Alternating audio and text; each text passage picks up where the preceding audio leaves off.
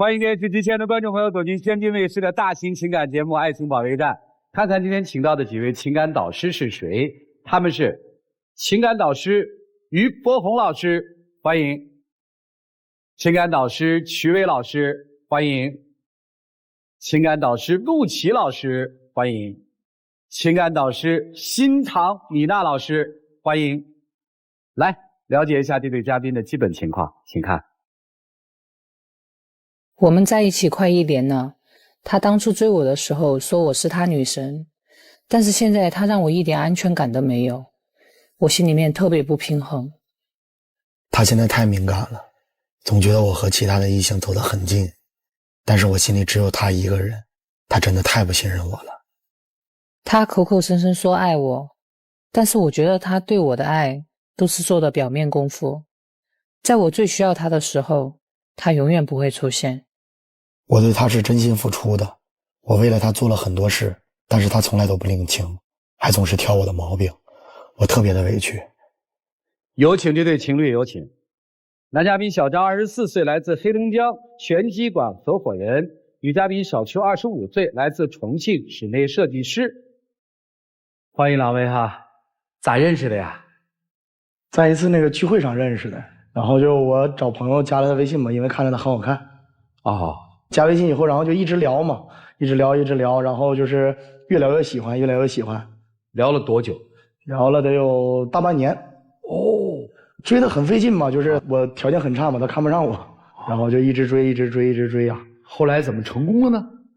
就是其中又送饭呐，又比如说嘘寒问暖呐，就有病了就是又买药又干嘛的，就可能是追到手了。对，现在交往了多久？1年多了吧。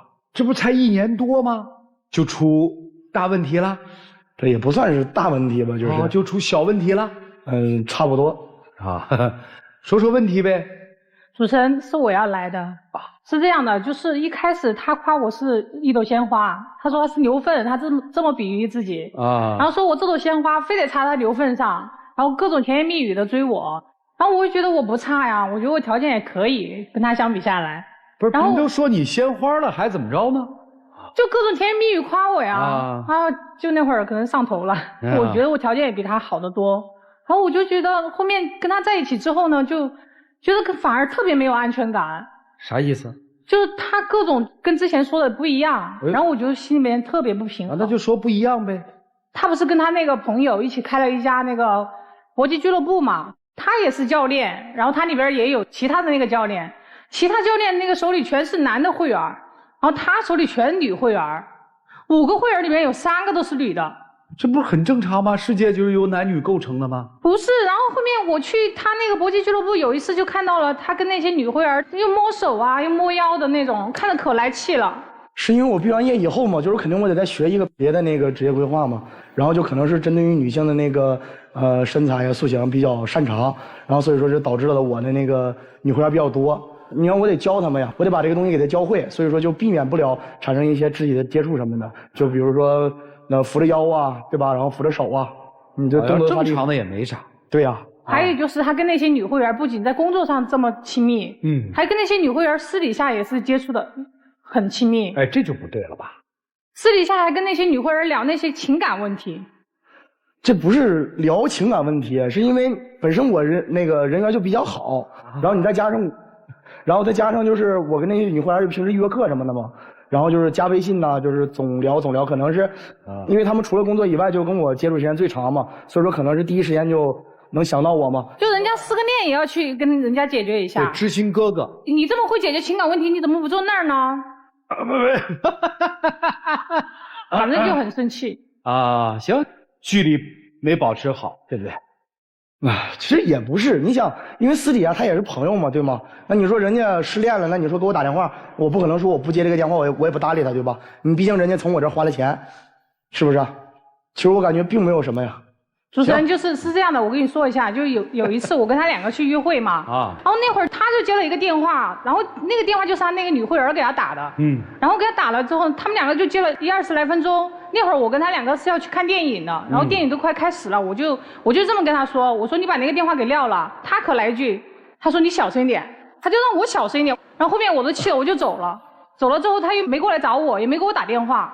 因为他当时在跟人打电话，所以说我就是不是有心之举。行，反正我就特别气。听懂了。关于在工作当中和异性相处的分寸和尺度上面，女朋友觉得有问题。是。还有什么让你觉得不安心的、不踏实的？主持人，还有、你就别看着他长得这副老实人样啊，他就是个烂好人。他不是之前跟我说嘛，他说前女友伤得特别特别深，然后后面我发现他还跟他前女友还那个信用卡，而且信用卡的额度不小哦，1、2万呢。因为这个是当时我俩在一起的情况下，就是我创业嘛，然后就是当时很缺一笔钱，我这前女友就给我拿了一笔钱，然后当时是她借我的嘛，但是我俩在一起的时候，就我已经把这个钱还清了。还清以后就是后来分手了嘛，后来分手以后他就给我打电话，而且他明确的表示他这个钱他是跟我借的，而且就是说除了这个借钱以外，就我俩并没有做出就是对不起他的事啊，出格的事啊。主持人，他那个工作其实他1个月收入没那么多，他其实也就1、2万，你看吧，1、2万的工资还跟他前女友还1、2万，哦对了，他不是喜欢那些球鞋嘛，他没钱了还把那些球鞋挂到网上去卖，然后卖了之后还跟他前女友还钱。这点我真的接受不了，而且跟他前女友不是但是我没有影响咱正常的日常生活呀，对吧？那你说我把我工资已经借我前女友，当时我没有钱了，那我就只能卖我的球鞋呀，是不是啊？所以你的解释是你在困难的时候，你前女友帮过你。对呀。现在人家有困难了，你要帮人家一下。对呀，而且人家已经明确的就是跟我说，他这是借我的，对，借会还。主持人，我后面就是叫他去把那个钱给要回来啊，然后他可拉倒。他叫了几次不去，直接叫我去要那个钱。你去了吗？那钱又不是我借的，我为什么要去要呢？对呀，跟我有什么关系？啊，行了，对，这事儿就过了嘛，你就反正记着有这么个事儿，以后要回来就好了。反正我受不了。对呀，所以说这就是熟悉的陌生人呢。那你说人家明确表过去来熟悉的陌生人，不是你还说呢？啊，这事儿你确实哎，是吧？没了吧？还有主持人还有他们前台，他那个俱乐部里面人前台也是，那前台有什么事就找你，没钱也找你。我是他老板呢，我不能不管呢。没钱找他，直接把银行卡给他了，银行卡密码直接跟他那个前台说。谁的银行卡？公司的银行卡密码直接给他前台了。当时我很忙，而且那个密码是跟了我好长时间员工都知道。我以为那个银行卡密码只有我知道呢。对呀，这个都知道。咱俩处不久我就把密码告诉你了。那就证明你在我心里占了很重要的位置。不重要，大家都知道，没啥重要的。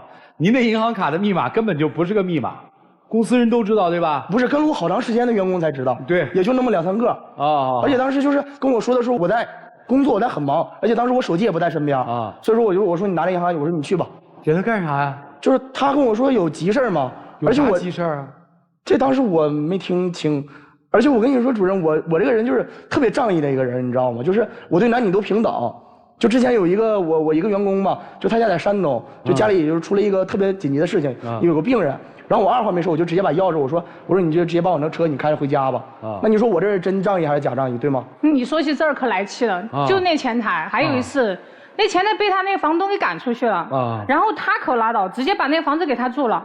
一住半个来月。但我住公司去了呀。他那个房子本来他也不爱收拾，然后那个房子也挺乱的。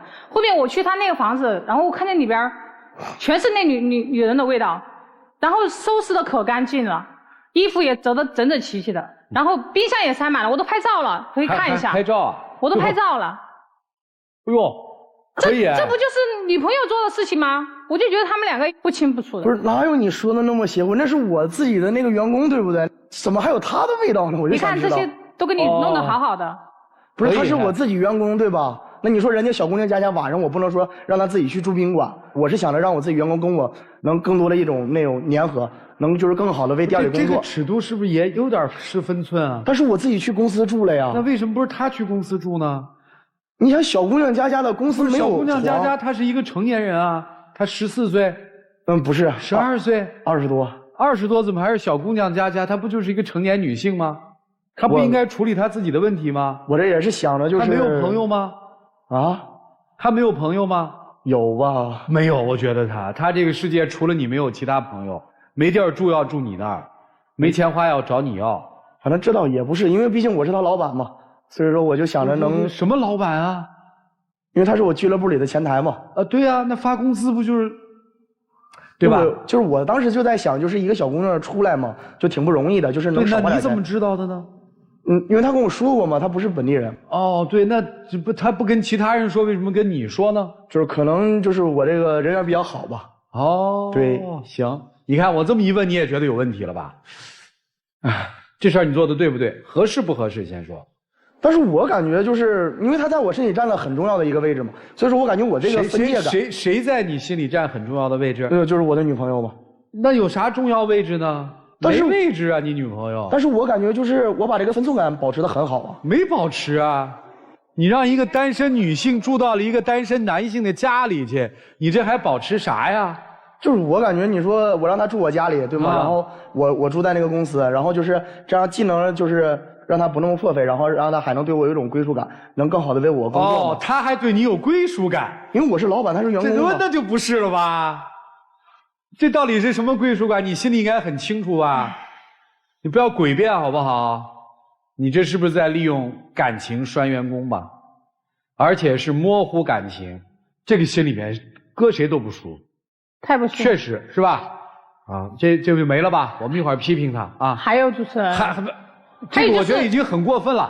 还有就是这样的，他这么对我就特别难受啊。然后我就跟我闺蜜聊，我闺蜜都跟我支招，她说刺激一下他，让他也有一下危机感。刺激。然后我就跟我闺蜜，我们去拍了一些平面广告。然后平面广告你肯定有男模特嘛，然后我就发朋友圈，然后那个发了朋友圈了之后，他看到了，可来气儿了，然后就非常幼稚，做了一些很幼稚的东西，就直接把我的那个朋友圈的背景改成他打那个拳击的那个东西，可以看一下我那个。啥意思？就是我朋友圈背景都是那个他的视频，我觉得特别幼稚这个行为。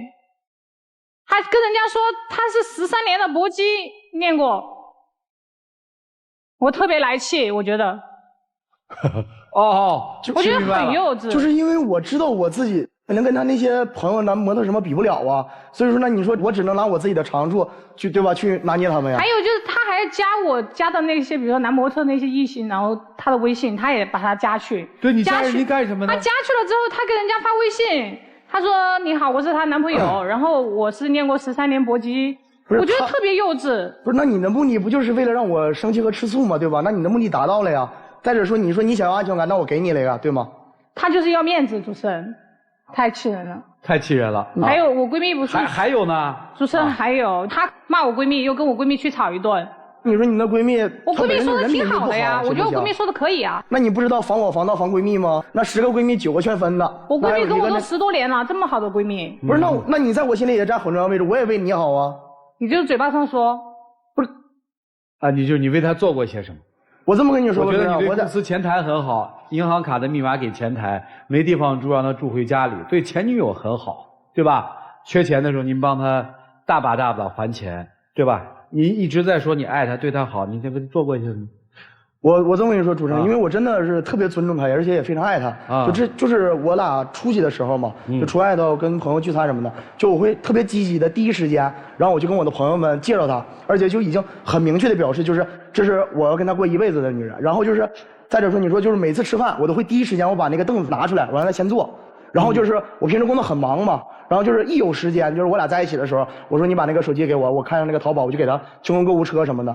那你说我这怎么不叫尊重他，不叫爱他？他就是自以为是，他觉得这是爱我。其实主持人，我要的不是这爱，我要的就是在我需要他的时候，他能够及时出现。你说到这里，就之前主持人，我有一次出去打车，那个师傅呢，他就一直就各种那个骚扰我。那天我就特别害怕那天，然后我就跟他打电话，我说让他就在那个目的地等我。因为那会儿我特别需要他，然后后面他直接给我来句，他说这个有什么呀？这800年才遇到一回，就直接给我敷衍了事，也不管我。那天我真的太生气了。不是，我这不是敷衍了事，当时我真的在很忙，而且你想出租车上还有他同事。我那个同事是女同事，主持人。对呀，那你想，你不可能说你2个人在一起打了车，然后你再出点什么事儿吧？所以说当时因为我真的是很忙，所以说我就跟他说了一句，然后我就把电话挂了。后来呢，我就跟他说，我说不行，我就教教你那个搏击，然后让你防身什么的，对吧？那你说，然后他还不想学。我都不喜欢练这些搏击。再说主持人，我有他就行了，我为什么要练呢？现在看来你有他真的不行。不是，但是我需要的时候他是真忙。但是我24小时我不可能都在你身边，对不对？我就是让你把那个俱乐部直接相当于去做管理啊，你就不用做教练了呀。但是我喜欢这份工作，而且你想，我自己的店铺，我为什么要给别人管理呢？是吗？你可以多的时间陪我呀。因为我平时真的很忙很忙。主持人，你看嘛，就是他一开始说我是朵鲜花，说他是牛粪，你就这么当牛粪的呀？反正我觉得现在跟他两个走得越来越远啊，就是牛粪干巴了，是吧？现在不再新鲜了。不是，也不是，因为毕竟你说，对，追他说用了这么长时间，然后在一起也这么长时间，所以说我感觉就是，我感觉我能做的我都做了，但是他感觉不到。是不是就觉得追到手了，无所谓啦？不是，这个真不是，我真的是特别在乎他。而且就是说，他在我心里占的是很重要的一个位置。不，那我们反正讨论一下啊，就是他在那儿碰到危险的时候，你在忙，对吧？对啊，你的前台没钱花的时候，你可是帮的。不是，但是他就是在花钱这个问题上，你对所有的人我看都是一致的，对吧？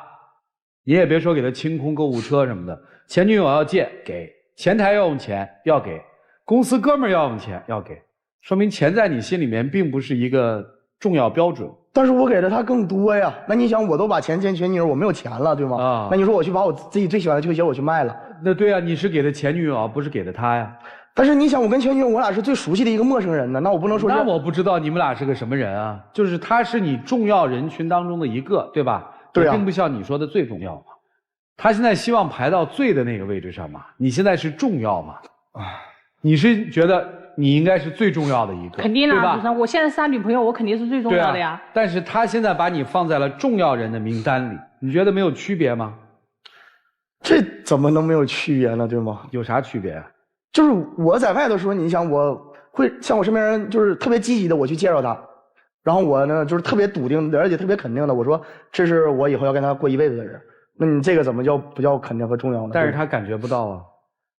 就是你想，我不可能说我一天24小时，我把说我爱他，我在乎他，然后我去写到脑门上。人家要的不是一天24小时说爱吧，人家要的是你真的在做上面有分寸吧。但是我就有时候我觉得其实你没做什么，对吧？是他心眼小了，是还是不是？对。好，男友说我的女朋友心眼很小，我做得很好。女友说你确实没把我当回事儿。那你们看看应该怎么办吧？让我们一起进入丘比特问卷。作为一个老板，对自己的员工、前台的女孩无微不至，照顾有加。这个女孩子感动吗？感动。她怎么向你表达自己的感动的啊？就是很好能给我工作嘛，然后让她住我家的时候，就是给我把家里整理得很干净啊。她可能看您的眼光都不同了吧？这个我倒没有感觉到啊，你还没去体会是吧？对啊，因为就是工作关系嘛。你有没有感觉有一种胜利者的这样的一种感受啊？这个倒没有。作为一个男生，你非常相信自己的定力，对。但是身边有这么多的异性朋友，难免会有诱惑吧？那这倒是，但是我真的特别肯定和笃定的，我爱他。您不要转移话题呀！一个女生在这样的状况当中会有安全感吗？她会不焦虑吗？有很多的女生面对自己男友这样的一种异性交往的状态，一定是暴跳如雷。但你做的非常棒的是，没有无理取闹，而是让她也去感受这样的一种场景感受。结果你倒好，重拳出击了。表明他是有男朋友的，而且这个男朋友还练了13年搏击。那您认为他应该怎么办呢？除了以牙还牙以后，他如何来彰显自己的爱情主权呢？所以，人我们需要的是将心比心，换位思考。对呀，所以说我知道那些男的想的什么呀。你从来没站在他的角度为他去思考问题呀。您说，在这样的一种状况当中，让他怎么信任你？而且您这样的状况，他早就已经提出了，你完全可以做一些改变，但你没有去做。这么做下去，会把这一段爱情做没的。于老师意思什么意思啊？你女朋友把你头像改了，职业模特13年，发给你那些女性会员，合适吗？合适啊，意思呀，职业模特13年。对吧？合适吗？不合适啊。那你发那合适吗？因为我是男人嘛，就是我很清楚他们想的。男女是平等的吧？你说了吗？我男女是平等的吗？琢磨琢磨。这充分说明一句话，就是这个花心与否啊，跟外表是无关的。对方有没有安全感跟外在是没有关系，只是看他真正的一个行动。不要听他怎么说，关键看他怎么做呀。为什么你们家的女会员都在你的名下呢？为什么你和女会员会有肢体的接触呢？我也经常去健身房啊，专业的教练人甚至拿一支笔去触碰应该触碰对方的那个异性的那个位置啊，就是因为让他保持姿势嘛，对不对？姿势要正确，怎么去引导啊，怎么去指正啊，用一支笔涂涂就可以了。但是搏击和健身它是不一样的发力点呐，所以说我就只能用手去点，对，都是一个点吗？健身也是在说那个点应该是怎么样啊？对呀，对呀，所以啊，为什么你的前台你需要这么去照顾呢？他是员工啊，为什么让到自己的家里啊？你在跟所有的人表明我多么专一啊！你看，我把我的女朋友介绍给所有的人，我看我对我的女朋友多么好，我是一个专一的人设。这一点其实是很吸引别的异性人，你只是考虑自己。当一个他跟别的男模有好像亲密举动的时候，你做的什么？直接你是在对话，跟那个人对话，你离远点。我是什么？你有尊重他吗？那会儿你考虑的是他还是你自己呢？当然是你自己了，因为同样一件事情出现，你选择什么？我很忙，那是真正的危险啊！你很忙就完了。所以你到底在乎的是谁？只有你自己。只有你被别人觉得，哎呀，老板真好，哎呦，这小伙子可是一个专一的人，你在乎他们的意见，而非你女朋友的感受。你只在乎你自己。如果这段情感你真的是要往下进行的话，你就要收敛，你要真正的做出你说的那个样子。女生，为什么能让他篡改你的朋友圈呢？为什么能让他对你周围的朋友这样觉得宣示主权呢？因为你没有独立性啊，所以他才敢这么去做呀。所以真正是否他真正在乎你心里最有感受，你应该做出正确的决定。如果他还这么做的话，转身就走，咱不给他这个脸，就这样。我们在研究个人边界的时候，我后来提出了一种叫泛爱症的情况出现，就是有一些人是利用情感去操纵周边的人际关系。我认为有这个嫌疑，不断的利用情感操纵身边几乎所有的人际关系，无论是前台也好，公司的人也好，女客户也好，包括是那个前女友也好，他用自己的付出，用自己的情感交流，用这些东西去换取某些收益。这些收益包括了员工的忠诚，包括了客户的充的会员卡，包括了前女友我也不知道是什么，反正或者满足感吧，等等等等。这些东西都是通过自己给予一些情感的交流所换来的。我把它叫泛爱症。我不知道你从哪学的，但我觉得这件事情是本质上的问题。就是没有从哪学，就是我感觉是这样。你感觉没用，你感觉你所有的事情你都感觉自己是对的。对呀。我也可以感觉你错了呀，对不对？你感觉你对有什么用呢？你在于情感也好，人际关系中也好，对抗性太弱了。有一个女人闯进了你男朋友的家，怎么办？你男朋友把钱都给了前女友，你没反应啊？你除了跟他吵两架没反应啊？对抗性，去把钱要回来。对抗性太弱了。不，你去要钱干嘛？你应该跟他分手啊！你跟他要钱干嘛啊？一个男人自己一个月挣2万块钱，然后这2万块钱都给前女友还卡账了，你当然跟他分手啊！男朋友3个字对你来说是什么呀？是镣铐吗？把你锁死了，你再也走不出去了。只要他是你的男朋友，他说我是一块牛粪，你擦在我身上吧，然后从此以后他无论做什么你都走不了了。这没有绑住你啊，姑娘。你好好想想我今天说的话。那种什么鲜花插在牛粪上的这一类的话，也不是属于你自己的独一无二的情话。他之前应该对很多的鲜花都说过，只是有一些鲜花不愿意插在这一根牛粪上。这个真没有，只对他一个人说过。我不信。就像你说我对于前台啊，对于这一些女人都没有意思，我不信。真的，因为平时真的特别忙。你知道人和人相处是需要边界的吗？这些边界一旦跨破的话，就一定会通向了一个难以收场的局面。有一些人啊，天生边界感缺失，所以他理直气壮地认为人人都可以跟他一样。这一种好像边界不明确不会惹来麻烦，事实上你自己边界这么混乱，你这一辈子没惹来麻烦不可能。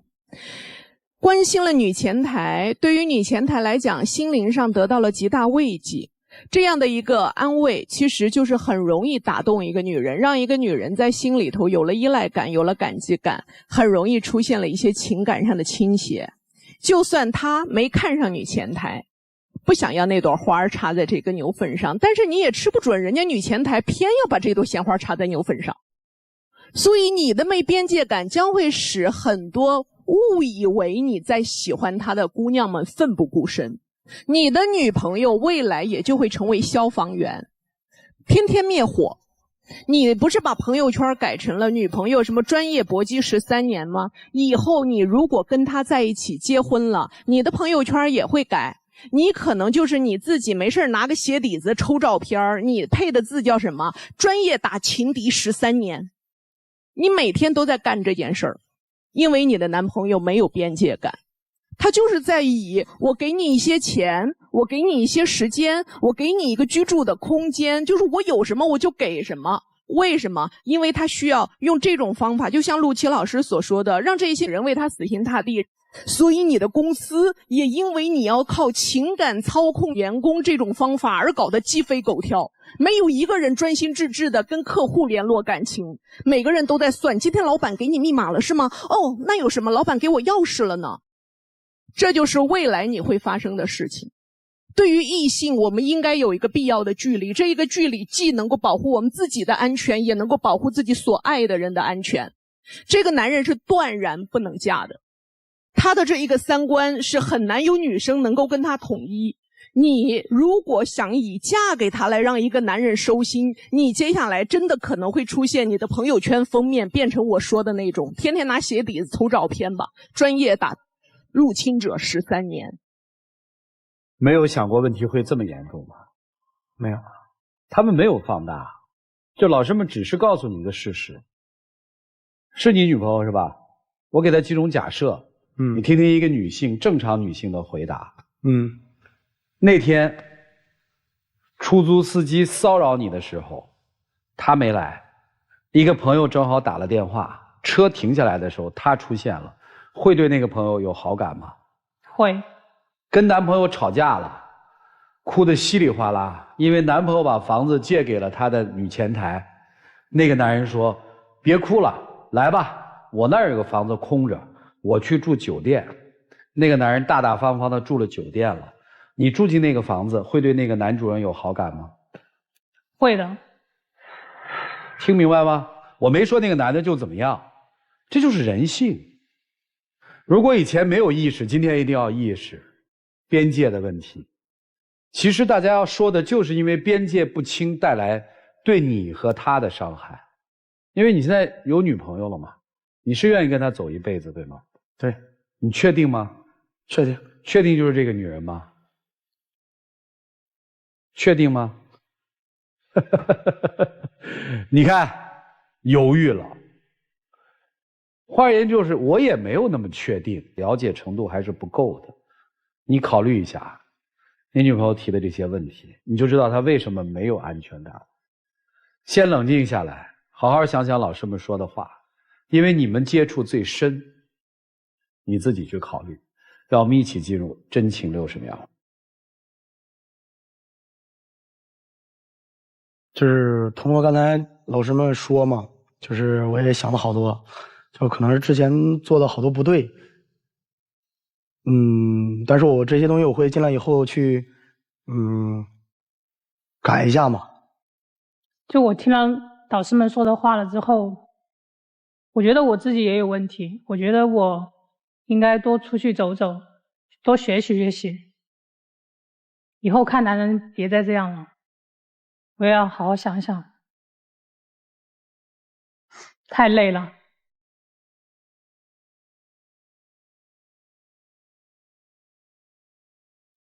谢谢两位啊，请回请回，谢谢你。谢谢。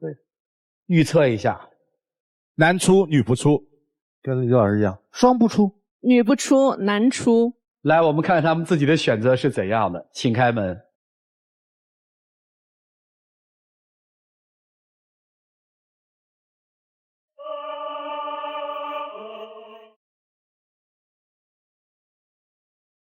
没事儿，我请音乐老师给你一个建议，好不好？好。我要跟你聊一件事情，就是你所有的想法都是基于在我的付出上面，但是你要想到一个事儿，你的付出对于一个人来说是帮助，但对于另一个人可能是伤害。想想这个问题。职场就是职场，千万不要想用感情来稳定职场上的事儿，最后受害的一定是自己。加油哈！谢谢你，请回。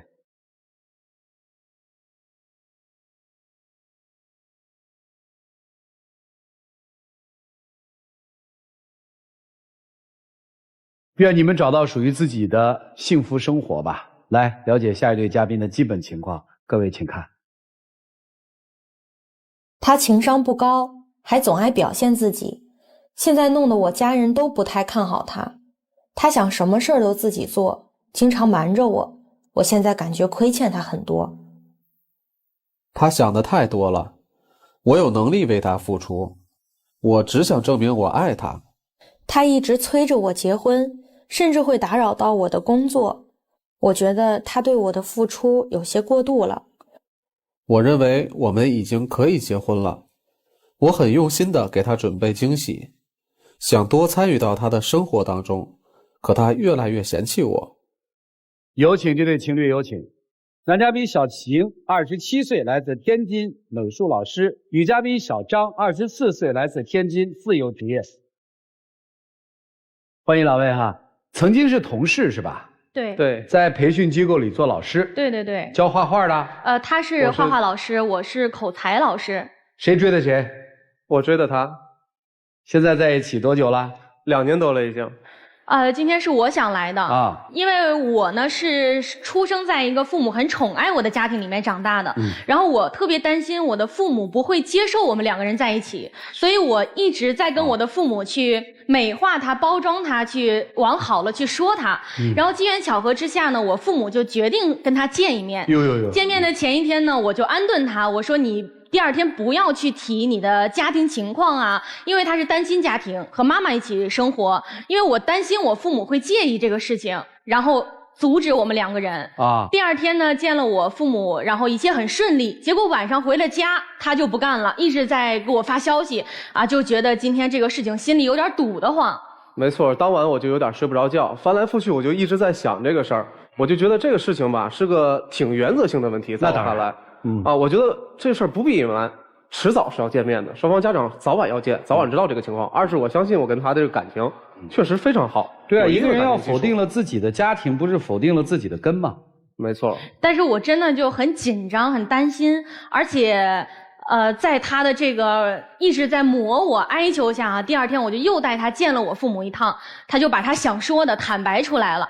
坦白完之后，对他，但是他还有点心虚，觉得怕父母不喜欢他，然后他就开始说，虽然我是单亲家庭，我和妈妈生活，但以后他不就只有婆媳矛盾没有公媳矛盾了吗？然后说这个叔叔阿姨，以后你们如果要是生病了卧床不起，我就是你们的儿子，妈爸以后我照顾你们，一下就开始喊妈和爸了。当时我父母就站在那儿特别尴尬，然后我妈还有点就是这开玩笑的就说，那他没有公媳矛盾了，你是不是也希望我们躺倒一个，你也少点事儿啊？我也是想表达我对他们的一个亲切的感情，我觉得姑爷再亲也是没有儿子亲嘛，就想让他们把我当儿子一样看待就行了。这没什么，年轻人啊。但当时我们在旁边真的很尴尬。之后他还这个挨个给我爸妈展示了我们俩出去旅游的照片。我也是万万没想到，因为出去旅游这个事情他们也不知道，以为我们就是一个普通简单的一个谈恋爱。然后就在那展示我和我父母的这个表情就越来越不对了。我就想你为什么要展示这个，而且也没跟我商量，就太突如其来了。我还得再去跟我父母再解释，就弄了很多不必要的麻烦。我觉得在父母面前也得适当展示我对他的好嘛，让他父母觉得，哎，是教父给了一个用心人，对吧？所以在这件事上，当时确实没跟他提前商量，但我觉得把这个我们有意思的事儿啊分享给他的父母，也是一件我觉得挺好的一个事儿。我能理解那种尴尬了。但是你做事情的时候，能不能先考虑一下后果呢？之后他可能觉得表现不太好，要给我妈送个礼物，然后也没有跟我商量，就给我妈妈买了一条大金项链儿，您能明白吗？就是我戴在脖子上拍了一个照片啊。就特别夸张，你都无法想象，就是对，就是这么一条大金项链，这戴在我身上拍了一个照片啊。我妈妈当时就笑了，就说这个东西我可不能收，我也带不出去。你说就觉得很可笑啊。然后您说这金项链花了多少钱？他1个多月工资不说，完了他还问别人借了点钱去买这个东西。你说这么贵重，我父母怎么可能去接收这个东西呢？尤其我们俩也没结婚，8字也没一撇，虽然也没收，但我真的觉得我欠他的了。你说这贵重的买下来，心里多难受呀！你为什么要干这样事儿呢？我想着也是在父母面前表现一下，我觉得黄金寓意也比较好，精诚所至嘛，觉得寓意挺好的。当时也是没想那么多，所以我跟你说啊，你做事儿你就做过了，本来第2天其实就够了。叔叔阿姨，我真的不应该骗你们，家庭是个什么情况？你们接纳我就好，太着急了，这事儿做的有点不妥啊。对，就觉得他整个做法都特别但是没事嘛，也充分说明这小伙子人家还是喜欢你的嘛。对，你说他，我觉得就不应该了。还有什么问题呢？这事然后之后呢，他就是觉得我父母对他也不太满意，因为这也是事实。后来我妈妈在家里也不再提他了，甚至还要给我安排相亲对象，他就有点急了。我回去之后一直愁眉苦脸的，突然有一天回来特别高兴，跟我说：“哎，我那个首付凑齐了，之前我们有看过婚房，我也愿意跟他以后结婚嘛，就说哎，我首付这个钱凑够了。”我说你哪来这么多钱呢？他说他妈妈给了他10几万，他自己攒了一点积蓄，然后又问朋友四处哥哥姐姐借了点钱，然后凑够这个钱，拉着我就要去买房子。哎，我心想说我们俩之后也确实要结婚，对吧？那要这个买婚房迟早的事儿，咱就走吧。到了那儿之后呢，最后要交钱了，他跟我说这个房子要写我的名字。我当时整个人就愣在那儿了。你花这么多的钱买一个这么贵重的房子，然后要写我的名字，当时我们俩就在那个售楼处就开始纠缠了。我说我不能接受这个事儿，但确实闹得也不太好看。我说那你买就买吧，我们之后我来还房贷，我心里能好受一点。他当时就应了啊，行，听你的听你的。后来每个月还房贷，因为写的我名字，从我卡里扣钱，他呢每个月1分不差的打到我的卡里，我给他退回去钱，他还不乐意，还生气。我说那这个东西就应该我来承担一些，分担一些，为什么全都要你来做，让我就欠你的越来越多呢？我觉得这个买房子结婚，这是一个男生该做的。在我看来啊，我觉得想为女生付出这些事儿都是必不可少的，我也有能力来负担这份责任，也觉得月供的话我也能还得清，写他的名字我觉得好，这个也想体现我一下。之前见我父母的时候，他不愿意欺骗他们，后来他开始欺骗我了。因为买完房子之后，后来我们俩相处，我就发现了一件事情，他的妈妈根本就没有给他转这10几万块钱。你正常来讲，儿子买房，父母帮衬一下很正常的事情。我就问他为什么妈妈没给你钱呢？因为我的一些说的话到他转达给他妈妈耳朵里面，就变成了我不想管他妈妈，以后不想住在一起，不想照顾他妈妈，甚至想要在婚前弄走他们家一套房子。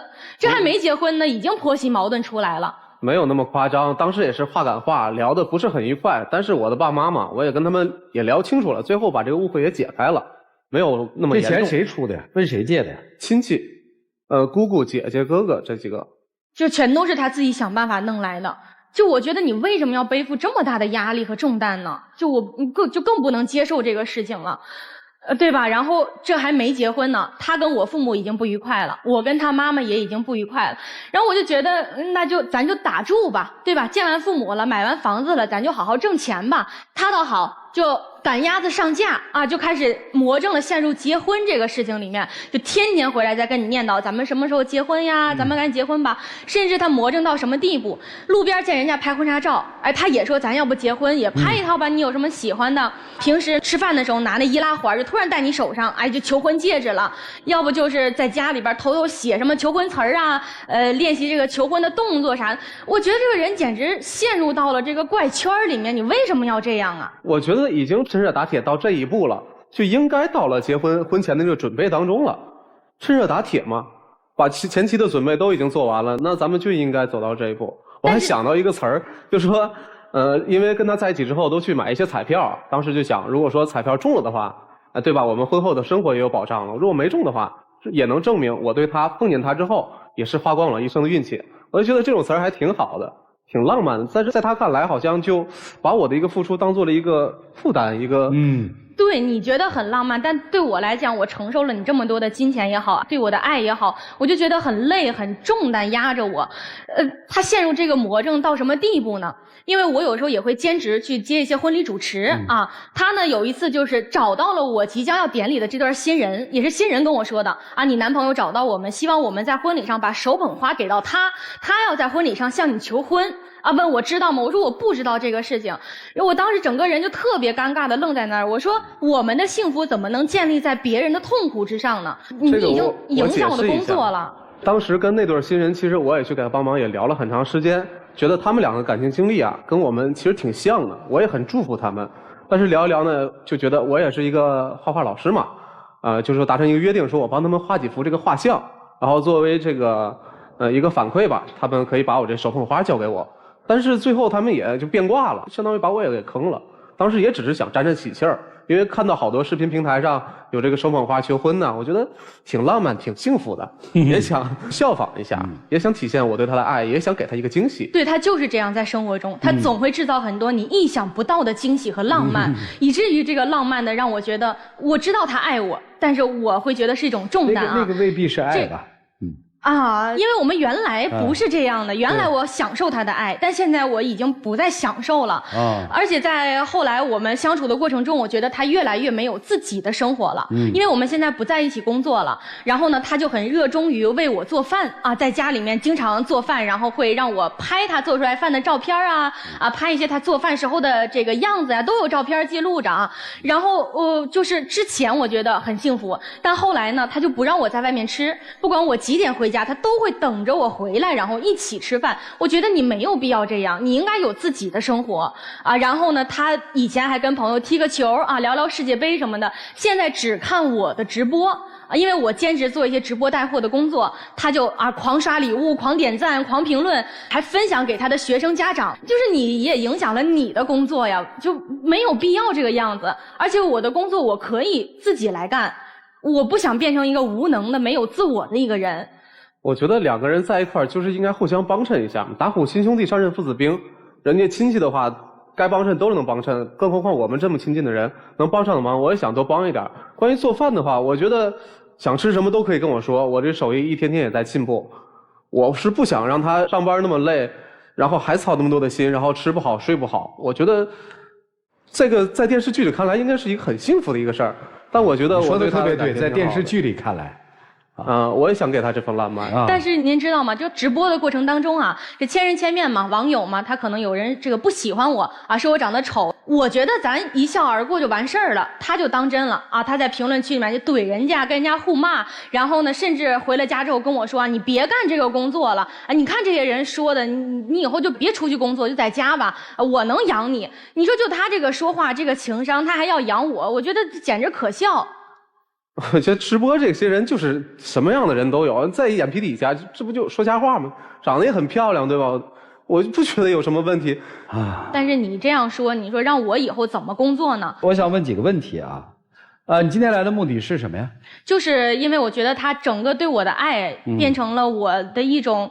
因为我也很爱他，我也想跟他结婚走下去，但是现在我很迷茫，也很感到恐惧。你不能把结婚这个事儿当做一个任务一样去完成，赶鸭子上架，赶着我一步步往前走。你恐惧的是他对你好，还是恐惧他开始一步步的控制你？我恐惧他对我太好了，处了2年多了，已经到了感情稳定的时候，你没有必要这样了，反而让我很累。我是不是也要回应你呀之类的？对啊，为什么有冲突呢？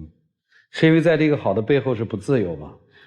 不是不自由，就会让我不自在。他对我好，我就是不自由吗？啊，对，因为他这样对我好，我就也会想这样对他好，我不想欠他的。啊，说白了还是要自由嘛，就觉得在这里面已经窒息了嘛。对，是这意思吗？我完全可以下了班之后跟朋友在一起吃个外卖，或者在一起吃个饭聊个天。但我说实话，我还是很爱他。那你想怎样呢？就是想在这儿，然后把我的这个想法、心声说出来，让他懂一下我，可以适当的这个把握一下尺度。我问问啊，接受他离开你吗？不接受。接受他不爱你吗？不接受。接受他不爱你，但是他可以在你的身边吗？不能接受。那你说回答的不对啊，他不愿意做的很多事情你都做了呀。可能在我好多表达上面，可能跟表达没关系吧？刚才你用了个趁热打铁，趁什么热打什么铁？我觉得把前期准备工作都已经做得差不多了。什么准备工作做得差不多了？见父母啊，包括订婚房啊。见父母态度不好啊，没看上啊。但是后面也在做很多事，慢慢改观了。我跟你说一个直观的事儿吧。我如果是他的父亲的话，听到了所有的事情，我一定只跟我女儿说一段话：如果你要嫁给一个思维做事如此极端和极致的人，你一定不会幸福。我觉得只是对他表达爱的方式可能，但是不阻止我爱他。我觉得你爱他，对他的感情肯定是真的。是的，你对他的感情是真的啊，这个我没有办法辨哪个是真是假吗？女生，你爱吃他做的饭吗？爱吃。以后就让你放弃所有社交，就回家吃他那碗饭，你愿意吗？不愿意。你愿意呀？所以我说你也是有你的问题嘛，你是欲拒还迎吗？如果你真的不要那个房子，你转身就走就是喽，他能拦得住你？所以就说我也是爱他的，想跟他结婚。这跟爱有什么关系啊？如果你们以这个来衡量爱的话，那这不就是钱吗？但是我也说了，以后是我还这个贷款呀。事实还是他在还呀。今天来的挺好的，我觉得你们应该真的沉下来听听老师们的建议了，一起进入丘比特问卷。确实，男生他开启了疯狂的、过度的讨好模式，但是这样的过度讨好，他只能感动自己，感动不了对方。你认为是爱情，他认为是压力，而且在这样的压力当中，他会痛苦不堪。还有，您的母亲不容易，单亲妈妈含辛茹苦把你拉扯大，你为了讨好这个女生，为了买这一套房，他不是撒谎的问题，他是去化解内心的一个担忧，因为他断言，如果和你走进婚姻，你是不可能和他的母亲住在一起的。他用了一个所谓的善意的谎言去告诉妈妈，是这个女生她不希望和你住在一起。你让他们的婆媳关系以后怎么办？更何况他躺着中枪，他根本没有提过举债去买房，愿意写他的名字。你过度的付出的背后，那就是过度的索取，要这个女生在这样的一种过度付出当中答应马上嫁给你。但是正是由于你的过度付出，导致她内心的压力痛苦，你们的感情的天平其实已经倾斜了，她恐惧了，她彷徨了，她犹豫了。如果说她看到这个男人是我可以把自己的全部交给他的时候，他一定是会主动提出和你走进婚姻的呀。需要这么做吗？恕我直言，您的目的很明晰，只要她嫁给你，一切我都可以做，你还要人格，还要尊严吗？我请问，谢谢。女生其实你并不爱他，甚至于一开始你是看不上他的，只是没有人这么对你好，你被攻破了。你如果真的是对他满意的话，你不可能在你的父母面前去美化他，就你觉得他不够好吗？现在不能去见你的父母吗？所以你才美化。为什么男孩在你父母面前突然叫爸妈，让你觉得特别不适呢？因为你觉得咱们没有到那一步，他是在推着你往前走。然后直戳你内心的就是你开始发现自己没有自由，我今天就等你回来吃饭，你一不回来我不吃，这是示威啊！你终于开始意识到这个男人不仅我没有那么爱他，而且现在觉得有点可怕。他在一步一步的让你的底线越来越往下走。你真的不爱他，你只是被他这种所谓的假象的好所蒙蔽了，你从中尝到了甜头，以为那是爱，以为那是他对你奋不顾身的爱，但是你发现你要用什么去换来这份爱呢？就是你的自主，你的自由，你的独立。所以整个这恋情是畸形的，但之所以能够走这么长时间，就是因为你们各有所图。他不纯，你也没那么纯呢。你心目中你并没有认为他那么好，他就是你心目中当中那个他，但是没有人像他那样对你这么好，所以分了才是对你们彼此最明智的一个选择。我跟你讲个小故事啊，我有一个粉丝，他40多岁的时候离完婚辞完职来给我打个电话，他说他怎么过日子呢？他说他高考的时候自己填了一个艺术类的志愿，他妈为了怕他以后找工作不好找，硬生生给他改了志愿。后来毕业之后在大城市里面工作，他妈逼着他回到小县城帮他搞工作，后来又给他介绍男朋友，一定要给他介绍一个家庭事业各方面稳定的一个男的，导致这个女士20多年非常的痛苦，40多岁离婚辞职，问我现在该怎么办。我当时我跟他说一句话，我说你是不是一直觉得爱是一个褒义词？我说爱是褒义词还是贬义词啊？他看什么？他看它的数量，也看人家用爱来干什么。对于你来说，除了那个甜之外，你难道感受不出别的东西吗？其实刚才你和赵川老师的对话里面，赵川老师一直在提醒你一件事情，但是你一直避而不谈，就是被控制这件事情。这种方式施加于一个人，它是有阶段的。第一个阶段叫为了得到，所以我对你有付出。第二个阶段，我对你有更多的付出，但我开始拘束你。第三个阶段，我对你的拘束已经开始有成效了，所以我要开始改变你。你现在处于的阶段就是拘束到改变中间的阶段，他已经开始提要求了，你没发现吗？只是这个要求还没有兑现而已。再接下来到最后就变成了控制，所以危险是在后面。现在只是我们这些比较有经验的人看出了你的危险的苗头，所以我们要提醒你。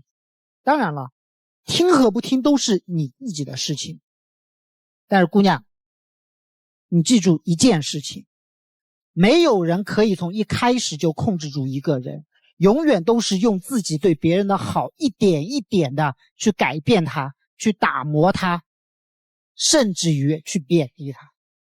等到有一天你的翅膀被一点点折断，羽毛被一根根拔完的时候，那个时候你再要摆出一个我是白天鹅的样子，那就不一定能飞得起来。至于你，我给你的建议就是先去反思一下你所有的行为，至少在一个外人看来里面没有任何甜蜜的东西，它是很令人害怕的。你自己没有意识到你在重复的动作是干嘛？是留住一个不爱你的人。这个女孩子没有那么爱你，一早的时候决定带你见她的父母的时候，其实带了一颗将死的心。女孩子心里其实很清楚的，觉得你们俩走不到未来。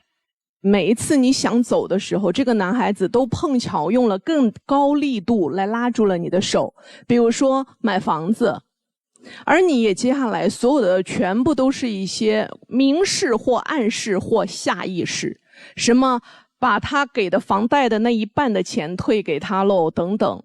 为什么要折得这么轻？为自己以后留一条退路。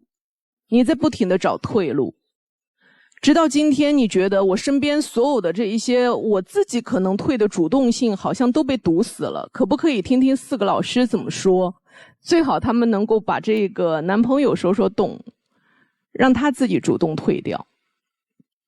你不会嫁给他的，因为你看不上他，你觉得自己还可以过更好的生活。假如眼下有一个更好的人选的话，你早就走了。而最要命的是，他也意识到了这一点，所以他24小时的撵，像是一个蜘蛛一样织的网，秘密的把你捕获。假如你认为这个男孩子不是你想要的，给不了你要的那种幸福的话，利索的走吧。男孩变成这样，其实也是你害的。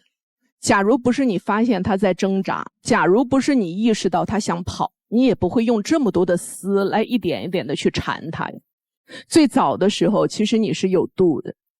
过分的谄媚、乞求或者是缠，改变自己个儿，都不能够留住一个想走的人的心。你也值得一个更爱你的人。下一次不要这么急功近利，不要这么欲速则不达了。我甚至觉得他们俩还有点像同一类人。你看，女生对这个男生的控制是靠另一套东西，是你不行，我在我父母那儿美化你，你需要注意什么，你需要提升什么。挺危险的这段情感，可能爱吧，但是爱的方式错了。男生要有自信，你不需要那么急功近利的一定要达到一个什么目的，特别是关于婚姻这一部分，不用那么委屈自己。行了，你们自己看应该怎么办吧，让我们一起进入真情热。我觉得其实2年多的时间里面，你的点滴付出我都能看在眼里面。我们能走这么长时间，也是我觉得我们的出发点都是爱对方，想要对对方好的。但是现在我们中间有这么多的问题和矛盾，我觉得如果我们2个人都能各退一步，彼此明白对方的点在哪里，我觉得我们的未来应该会更好一点。我一定也会找时间跟你多沟通，把我极端的那部分，包括我所心里想的，能够清清楚楚的告诉你，没有那么复杂，我真的没有想那么多，但是我爱你真的是真的，想跟你走到以后也是真的。也希望我们之后可以在这一方面心理上面的压力给到彼此都能更少一点嘛。唉，谢谢2位，请回吧。伯洪兄来预测一下，男出女不出。他那话可是要出的话呀，我觉得。对呀，人家现在没找到比他还好的呢，双出。我还是希望姑娘别出来吧。听上去他们俩是要双出了，我内心里希望2人都不出。来吧，看看他们自己的选择是怎样的，请开门。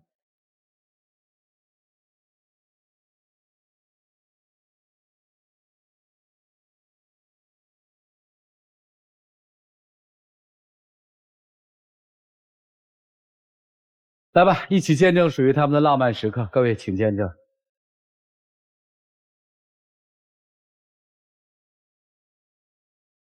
如果就那么愿意在一起的话，再了解了解，别那么着急结婚，好吧？谢谢2位，请回吧。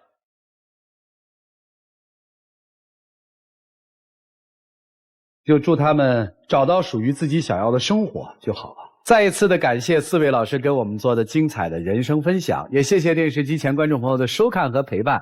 我们下期节目再见。